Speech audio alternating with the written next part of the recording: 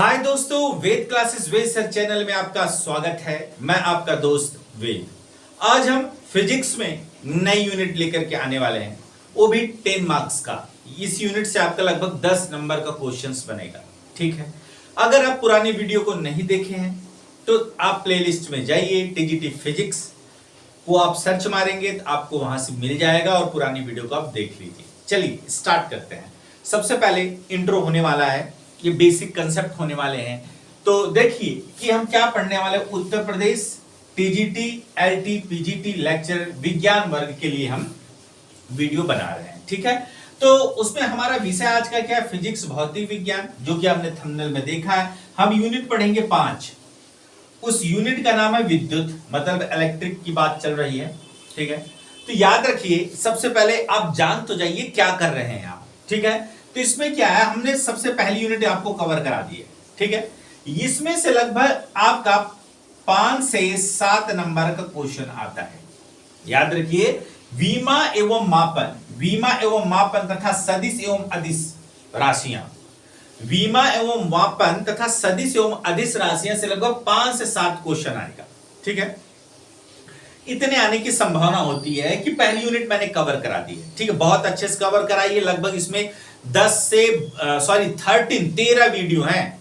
13 video है आपका, किसमें? बीमा एवं मापन तथा सदिश एवं अदिश राशियों से बिल्कुल डिटेलिंग से बताई है आपको। ठीक है, आज हम अब कवर करेंगे यूनिट नंबर 5। यूनिट नंबर 5 ये है विद्युत। यहां से लगभग आपका 10 क्वेश्चंस आएंगे। याद रखिएगा, लगभग 10 क्वेश्चंस बनने वाले हैं इस यूनिट से, इस इकाई से, इस पार्ट से, विद्युत से। लगभग 10 क्वेश्चन तो बनेंगे, आप समझ के चलिए, क्योंकि 6 यूनिट है टोटल। पहली यूनिट तो आपको पता ही चल गई है, बीमा एवं मापन तथा सदिश एवं अदिश राशि है। दूसरी यूनिट हमारी बल एवं गतिकी है। तीसरी है उष्मा, चौथी है प्रकाश, पांचवी है विद्युत और छठवीं है आधुनिक भौतिकी, मतलब मॉडर्न फिजिक्स। आधुनिक भौतिकी मतलब मॉडर्न फिजिक्स। तो याद रखिए, मैंने पहली यूनिट बता दी है, अब मैं 5वीं बता रहा हूं, फिर 6वीं बताऊंगा, फिर दूसरी, फिर तीसरी, फिर चौथी। ठीक है, याद रखिए, आपने 5 से 7 नंबर का क्वेश्चन कर लिया। अब 10 नंबर की क्वेश्चंस को अपने हाथों में करने के लिए आप मेरे साथ बिल्कुल ही दृढ़ प्रतिज्ञ होकर के आप जो है जुट जाएंगे। ठीक है, तो आप पुरानी वीडियो को देखिए मित्र, और अपने कंसेप्ट को क्लियर कीजिए। कम से कम 10 से 12 घंटे पढ़िए, वरना कुछ नहीं होना मित्र। पहले बता रहा हूं, कंपटीशन टफ होगा। बेसिक क्लियर करोगे, फिर क्वेश्चंस को करोगे, बहुत मेहनत है। ठीक है, तो ये है। तो विद्युत में जो पहला आपका पार्ट है, पहला जो लेसन है आपका, पहला जो वीडियो बनेगा वो है विद्युत सेल तथा प्रकार उसके, मतलब विद्युत सेल तथा उसके क्या प्रकार। तो विद्युत सेल तथा उसके प्रकार को जानना है। आज हम बेसिक इंट्रो दे देंगे आपको, उसके बाद से हमारा जो है कि स्टार्ट हो जाएगा वीडियो। ठीक है, तो इससे आप हमसे जुड़िए और चैनल को अधिक से अधिक शेयर करिए, जिससे हमारे ग्रामीण जो मित्र हैं उन तक पहुंचे। और आप लोग तो देख ही रहे हैं। ठीक है, और इसे अधिक से अधिक शेयर करिए, और चैनल में नए हैं तो सब्सक्राइब कीजिए। चलिए स्टार्ट करते हैं हम।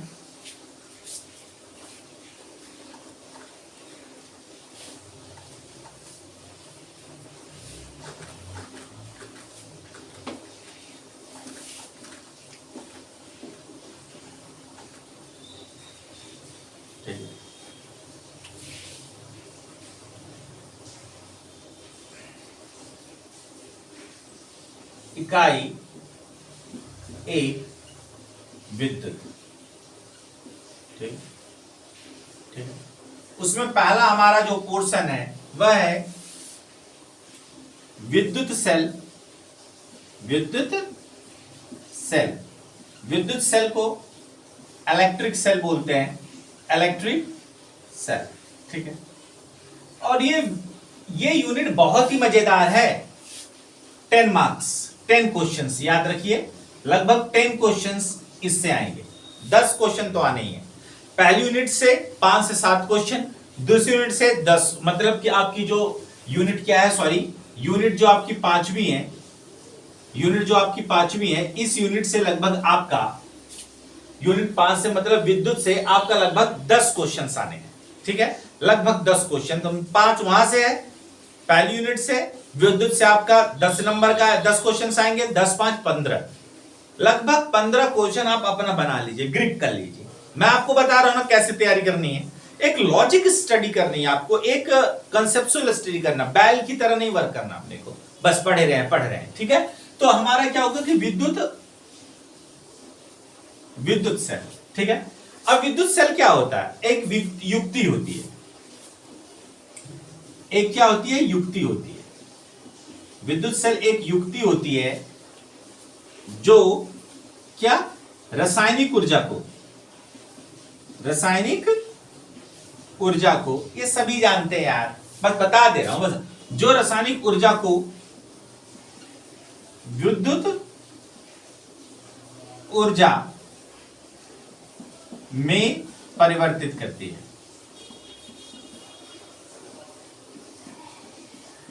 ठीक। याद रखिए कि विद्युत सेल क्या है, विद्युत सेल एक युक्ति है जो क्या करती है, आपका रासायनिक ऊर्जा को किस में करती है, आपका कुछ है कि विद्युत ऊर्जा, मतलब cell is a device which convert chemical energy into electrical energy, जो रासायनिक ऊर्जा को किस में कन्वर्ट करती है, आपका विद्युत ऊर्जा में, ठीक है। अभी क्या लोचा है भैया, आप सभी के पहले क्या था कि आप लगभग सभी 24-25 के होंगे, तो लगभग आपका क्या होगा कि पहले लाइट नहीं थी तो उसमें टॉर्च हुआ करती, जब आप टॉर्च को उसके जैसे निप्पो, एवर रेडी ऐसे करके बहुत अच्छे अच्छे ब्रांड है, मतलब कि अब उसमें क्या है कि जब हम उसको खोलते थे तो उसमें काला काला निकलता था, चूड़ टाइप का, उसके अंदर एक रॉड रहता था, जो केमिकल है, वो क्या होता था, केमिकल है। अब जो ड्राई सेल का उदाहरण है वो शुष्क सेल, तो मतलब जो केमिकल है, तो जो केमिकल है वो क्या, रासायनिक है। उसी रासायनिक ऊर्जा को हमको किस में कन्वर्ट करना है, विद्युत ऊर्जा में। उसी रासायनिक ऊर्जा को हमको क्या करना है, विद्युत ऊर्जा में क्या करना, कन्वर्ट करना। भैया देखो ये बेसिक होता है फिजिक्स, मतलब कि कहने का मतलब ये है कि ये नॉर्मली होता है, आ जाता है, फिजिक्स सभी को आ जाता है, ठीक है। अगर अच्छा टीचर हो तो आपको बहुत अच्छे से समझा देगा वो सारी चीजों को, ठीक है। तो जो रासायनिक ऊर्जा को विद्युत ऊर्जा में क्या करता है, परिवर्तित करता है, हम उसे क्या कहते हैं, आपका जो है कि सेल बोलते हैं, इलेक्ट्रिकल सेल बोलते हैं। आप लोग भी उसको बड़े प्यार से इलेक्ट्रिकल सेल। अब ये कितने प्रकार का होता है, ये कितने प्रकार का होता है, कितने प्रकार का होता है, बहुत प्रकार का होता है, नहीं भैया सिर्फ 2 प्रकार का होता है। पहला है प्राथमिक सेल, दूसरा है आपका द्वितीयक सेल। इसके बारे में केमिस्ट्री में हम बहुत डिटेलिंग से पढ़ेंगे, सभी सेलों के बारे में, ठीक है, सीखेंगे। कौन सी यूनिट है, पहली, दूसरी, तीसरी, चौथी यूनिट है। 4th यूनिट में आपका सेल है, विद्युत सेल है, उसके प्रकार है, बहुत सारी चीजें हैं, रासायनिक विज्ञान। यहां तो हम बेसिक फिजिक्स के मोटिव से पढ़ेंगे, हम फिजिक्स की तरह पढ़ेंगे, ठीक है। तो अब यहां पर देखिए, इस चीज को समझिए कि क्या है कि विद्युत सेल एक इलेक्ट्रिकल डिवाइस है विच कन्वर्ट क्या, केमिकल एनर्जी, मतलब रासायनिक ऊर्जा को क्या करता है, वह विद्युत ऊर्जा में क्या करता है, परिवर्तित करता है। इसका भी अपना प्रतिरोध था, हमारा प्रतिरोध है, जैसे आपको प्रतिरोध है। आप चाहते हो पढ़ना, पता नहीं कौन सा प्रतिरोध है आपको पढ़ने नहीं देती, वो आंतरिक प्रतिरोध है। तो उसी तरह सेल का भी आंतरिक प्रतिरोध होता है, बस डिस्कशन करेंगे, डोंट वरी, रिलैक्स रहो, बिंदास रहो भाई साहब, टेंशन फ्री। आप बेस सर के साथ हो तो टेंशन आपको नहीं लेना है, ठीक है। तो सारी चीजें मैं आपको बताऊंगा और बहुत ही बारीकी से बताऊंगा, ठीक है। तो सेल आप समझ गए, तो सेल को समझ गए। अभी क्या होता है, इसके लक्षण क्या है, इसके गुण क्या है, कहां से क्वेश्चन आएगा, ठीक है, कहां से क्वेश्चन आएगा, इन सबको चीजों को हमको समझना। देखिए ये सेल है, सेल, ठीक है, ये तुमसे नजरे क्या मिली, रोशन फिजाएं हो गई, आज वो समझे। ये सेल है, देखो प्यार से देखो भैया, ठीक है। अब देखो ये तार है, तो ये प्लस है और ये क्या है, माइनस है, और इसका आंतरिक प्रतिरोध है। देखिए ये छोटका आर है, छोटका आर क्या है, ये जो छोटका वाला आर नहीं है, छोटका वाला, अरे भैया ये छोटका आर है, जो छोटका आर है ये क्या है, इस सेल का आंतरिक प्रतिरोध है, ठीक है। तो समझो, तो ये सेल के गुण को पढ़ेंगे हम, लक्षण को पढ़ेंगे, फिर इसके प्रकार को पढ़ेंगे, बहुत ही अच्छे से पढ़ेंगे, ठीक है। तो ये बेसिक टर्म्स है, इन बेसिक टर्म्स को क्या कर लेना, आपको समझ लेना, ठीक है, बेसिक समझना, ठीक है। अब ये आंतरिक प्रतिरोध होता है, आंतरिक प्रतिरोध, ठीक है। आंतरिक जो प्रतिरोध होता है यह पदार्थ की मात्रा पर निर्भर करता है। जो ये आंतरिक प्रतिरोध नहीं है ये किस पर निर्भर करता है? पदार्थ की मात्रा पर। ठीक है, पदार्थ की क्या? आपका मात्रा पर। अब आंतरिक प्रतिरोध मतलब पदार्थ कैसा उसकी मात्रा पर क्या करेगा? ये निर्भर करेगा। कोई दिक्कत? तो ये बेसिक टर्म्स हैं, इन बेसिक टर्म्स को जान लेना है। एक आपको देखो क्वेश्चन के मोटिव से ही बोलूंगा, ठीक है? किसकी मोटिव से बोलूंगा? आपको क्वेश्चन के मोटिव से ही बोलूंगा, इसलिए बेसिक टर्म्स को क्या कर लेना भैया, आप अपने को क्लियर कर लेना। ठीक है, तो ये फंडा है, आप इसका फटाफट क्या ले लें? स्क्रीनशॉट ले लें। ठीक है, जब आप इसका स्क्रीनशॉट ले लेंगे तो बताइएगा आप मुझे। ठीक है, तुमसे नजरें क्या मिली रोशन फिजाएं हो गई, आज वो समझे मैंने कसी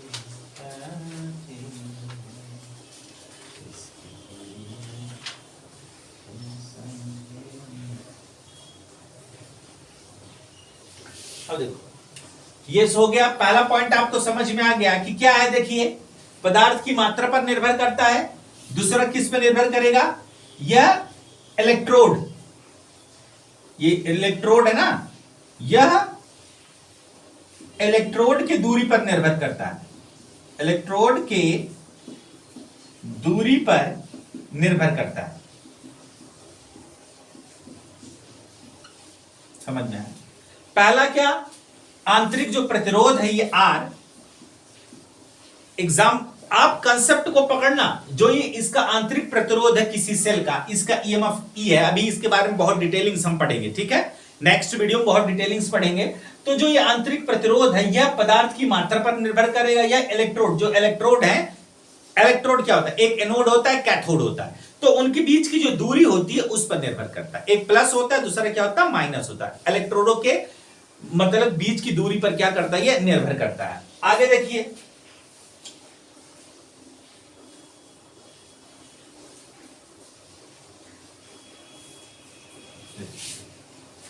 तीसरा पॉइंट, मतलब जो ये आर होता है, जो प्रतिरोध होता है, लंबाई की क्या होता है? अनुक्रमानुपाती होता है। मतलब जितनी इलेक्ट्रोड की लंबाई होगी, जितना सेल की लंबाई होगी, उसके अनुक्रमानुपाती होगा। अर्थात कि जब पति अगर अमीर होगा तो पत्नी भी क्या होगी? अमीर होगी।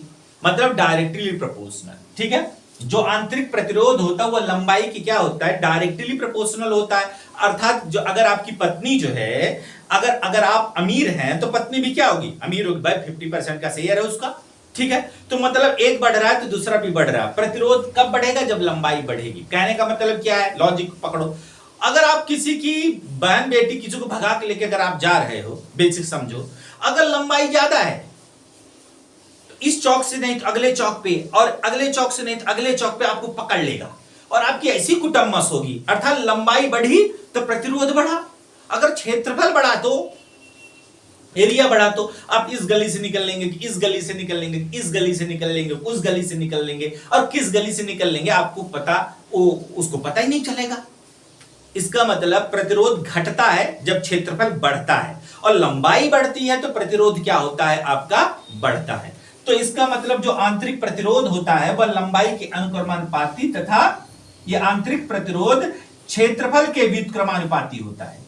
ए क्या है? क्षेत्रफल है। क्षेत्रफल के क्या होता है? व्युत्क्रमानुपाती होता है। ये सब कंसेप्ट है भैया। ठीक है, ये सब आपको ऑब्जेक्टिव में दिखेंगे। जो ये सब ऑब्जेक्टिव में दिखेंगे, इस बेसिक कंसेप्ट को आपको क्या करना है? सीख लेना है। यह पदार्थ की मात्रा पर निर्भर करेगा, यह इलेक्ट्रोड की दूरी पर निर्भर करेगा। बता ही दिया मैंने आपका।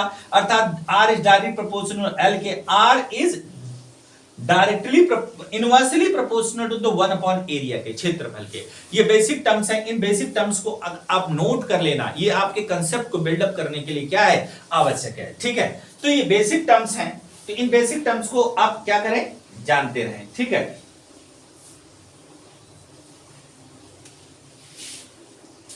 यह प्रकृति पर, पदार्थ की मात्रा पर तो निर्भर, यह प्रकृति पर भी निर्भर करेगा। प्रकृति पर निर्भर करता है।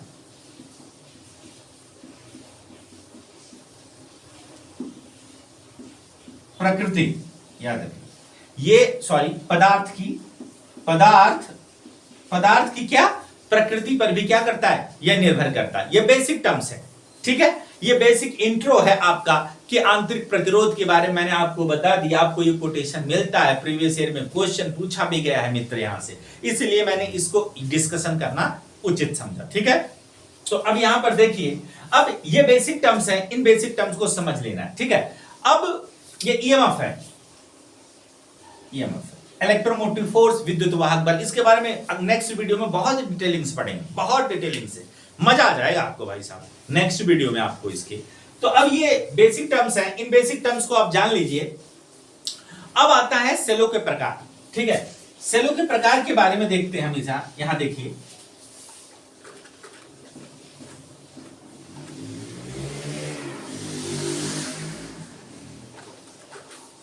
एक तो बारिश ने परेशान कर दिया है यार, कभी लाइट आती कभी जाती है।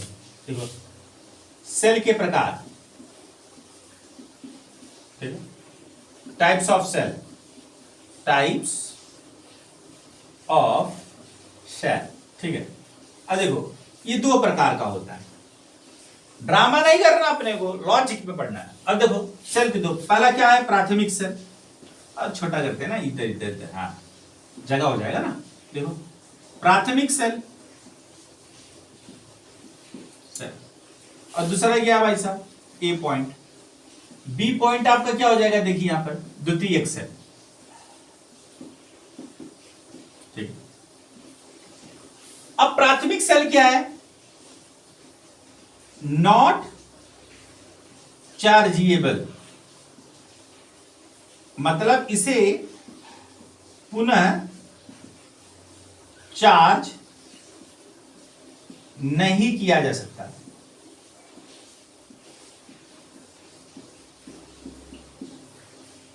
मतलब जो आपका प्राथमिक सेल है उसे पुनः आप चार्ज नहीं कर सकते। अब ये चार्जिएबल, अर्थात इसे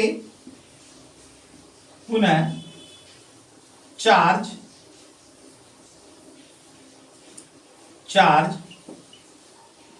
किया जा सकता है, ठीक।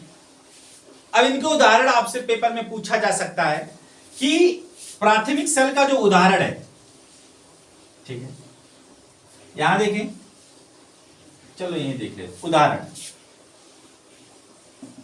इसका उदाहरण है शुष्क सेल,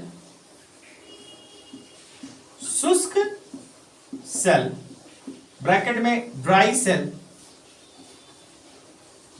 ड्राई सेल, ठीक है।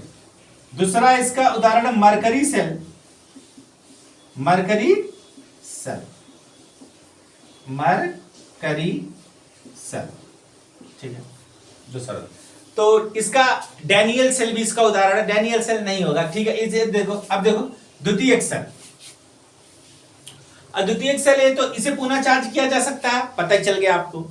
इसे पुनः चार्ज नहीं किया जा सकता, बस एक बार डिस्ट्रॉय कर दो, फेंक दो। अब देखो इसका जो मेन उदाहरण है वह है लेड संचायक सेल, उदाहरण लेड संचायक सेल, ठीक है। लेड संचायक सेल मतलब लेड स्टोरेज सेल, ठीक है। इसका दूसरा उदाहरण है nickel cadmium cell, cadmium cell, NiCd cell, nickel cadmium cell. तो ये बेसिक फंडे हैं जो कि आप इसको बहुत प्यार से जान लीजिए, ठीक है। तो हम चलते हैं नेक्स्ट वीडियो में। ये बेसिक फंडा था और आप इसको नोट कर लीजिएगा, क्योंकि जो नेक्स्ट वीडियो आएगी इसमें यह इंट्रो नहीं होगा, डायरेक्ट हम तूफान की तरह, शेर की तरह उस टॉपिक पर क्या करेंगे, टूट पड़ेंगे, ठीक है। तो चलिए आज के लिए इतना बहुत है मेरे दोस्त। जय हिंद, जय भारत।